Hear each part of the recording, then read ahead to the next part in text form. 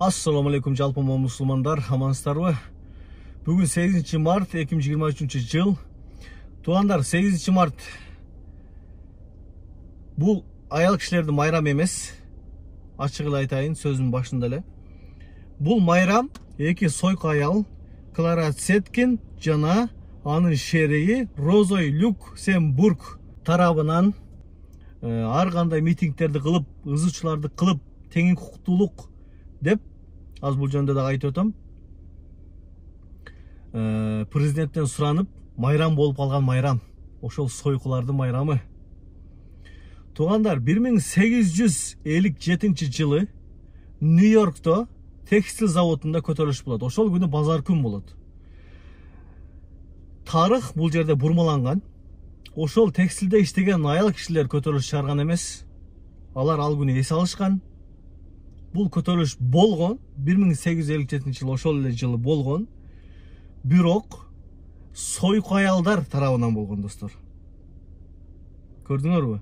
Ушундай эле көтөрүлүш 1894 жылы Парижде болгон, 1895 жылы Чикагодо дагы болгон.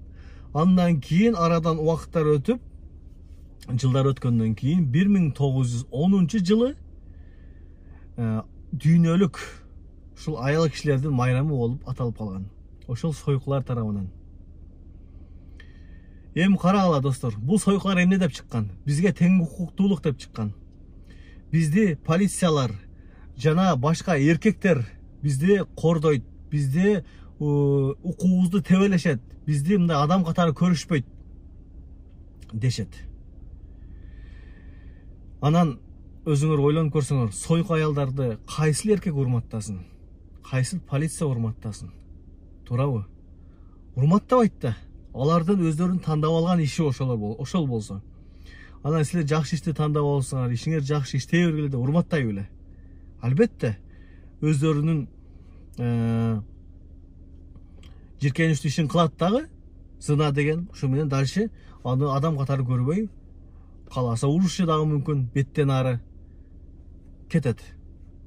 Мына ошондой эжелер, карындаштар, бул 8 март сиздердин майрамыңыздар эмес.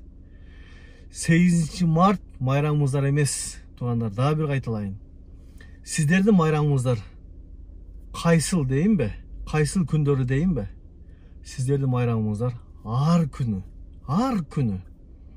Ислам динибизде аял кишини ар күнү урматта, сыйла, ызатта, колдон келсе ар күнү белек бер дегенге бизди буйруйт, достор.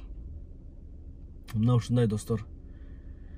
Эже карындаштарыңарды куттуктап, андан кийин башка күндөрү 9 март күнү кайра башкача болуп калыштын кереги жок. Андай жасалма болуштун кереги жок. 8 март сиздердин, биздин апаларыбыздын, эжелерибиздин, карындаштарыбыздын майрамы эмес. Биздин эже карындаш апаларыбыздын майрамы ар күнү болуш керек. Ар күнү ызатташыбыз керек, сыйлашыбыз керек. Ар күнү майрамдай кылып өткөрүп беришибиз керек. Уктуңуздарбы, достор? Алла субхана таала эскерткиле деген эскертүү момун мусулмандарга пайда жеткирет деген. Эгер менин сөзүм ким өзү момун мусулманмын десе пайда жеткириш керек, достор. Ошондой, достор. Сак болуңуздар. Бул майрамды майрамдабаңыздар.